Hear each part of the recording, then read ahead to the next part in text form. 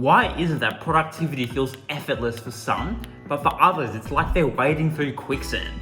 It's because 98% of the population is stuck in the wrong mode of thinking.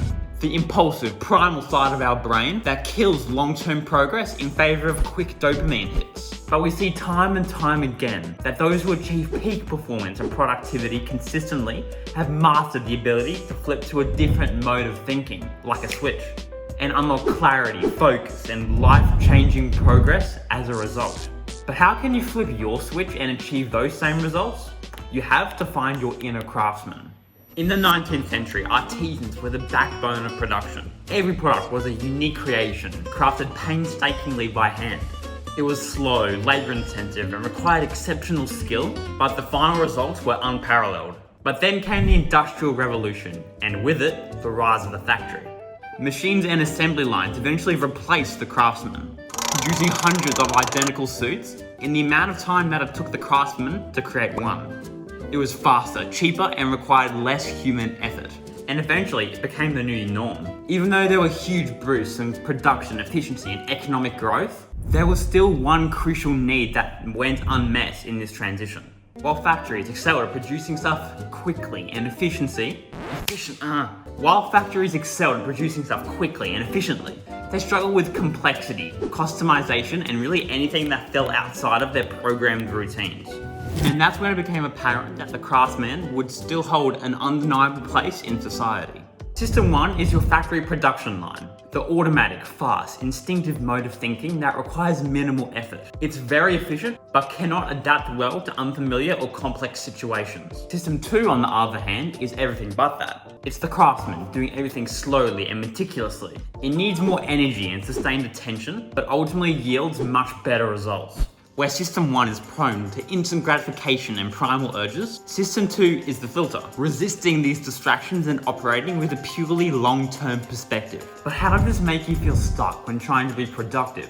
It's because trying to do work with System 1 active is like trying to pour water into a glass through a straw. So you'll see that some energy did make it through, but about 80% just leaked out the sides. So you're gonna get where you need to go, but in the least efficient way possible. System 1 encourages multitasking, which leads to shallower work, and it doesn't deal well with prioritization, strategic planning, or really anything outside of the present moment. In short, it struggles with all the things you need to achieve deeper levels of productivity.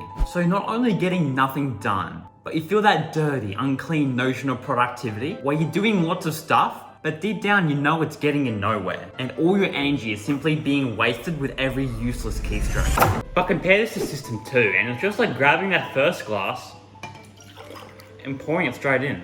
It thrives on critical thinking, problem solving, and creativity, and gets us into the proper mindset where we can achieve flow and needle-moving work. When you're in System 2, you feel like you're flying, completing tasks in record time, managing everything well, and achieving productivity levels that you would have never thought possible. And understanding this is crucial to achieving the productivity levels you've always wanted, because the reality around these two systems will not make you happy. That's because we are all stuck in System 1. So it seems that the only people not stuck in this constant cycle of procrastination and instant gratification are the ultra successful people, while the rest of us have to grovel for any bits of productivity we can find, never getting more than ankle deep into our work and sacrificing priceless hours that we could have spent working towards life-changing goals.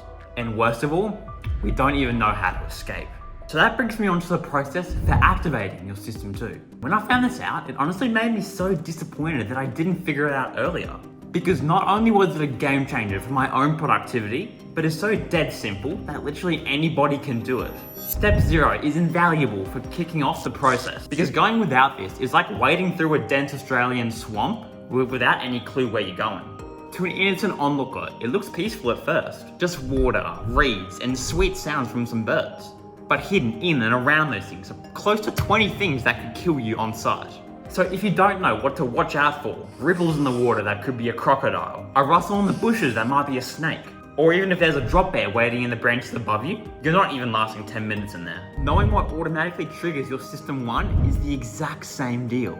Recognizing when you tend to switch into autopilot, like when you're tired coming home from work, or when your mind tends to feel foggier than usual, will make it so much easier to implement the following strategies and make sure you can avoid those sluggish and unproductive work sessions as much as possible.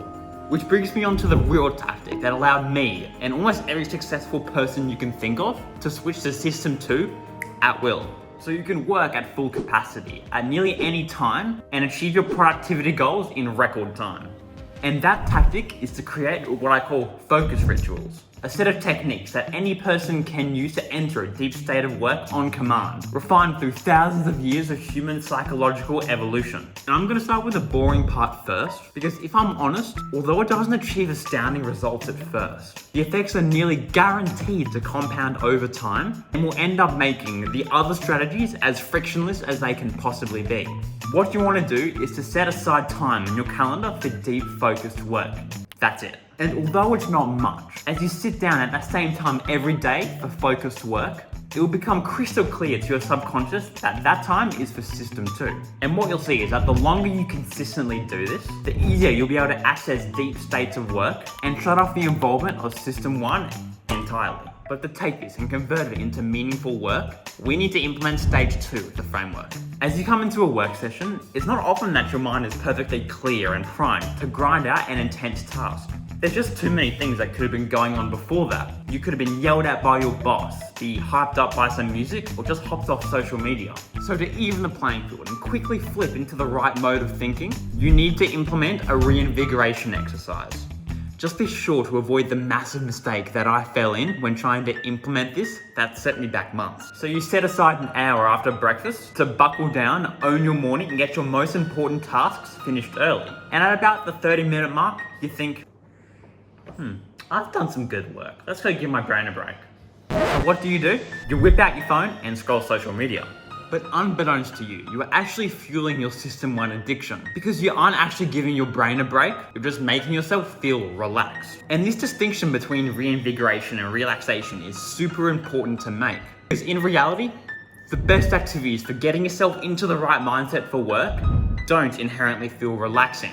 That kind of defeats the purpose. Watching Netflix or scrolling social media is not a reinvigoration exercise, because your brain is forced into a hyperactive state as you constantly consume the information. So instead, we need an activity that forces our brain into complete focus on the present moment.